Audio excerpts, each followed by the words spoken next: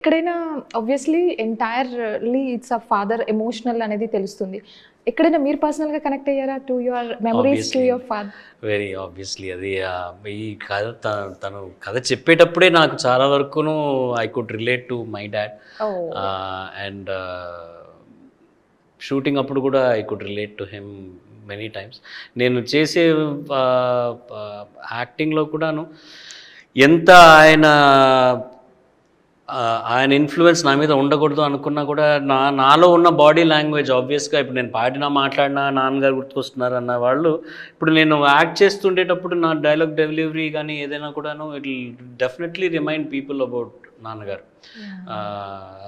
అక్కడ డైలాగ్ చెప్పినప్పుడు నాన్నగారు లాగా అలాగే అనిపిస్తోంది అన్నట్టుగా అది నాకే అనిపించింది. నేను మొన్న సినిమా చూసినప్పుడు కూడా నేను ఐ వాజ్ లైక్ ఏదో నాన్న డైలాగ్ చెప్తున్నట్టుగానే ఒక్కొక్క 2 చోట్ల అనిపించింది నాకు.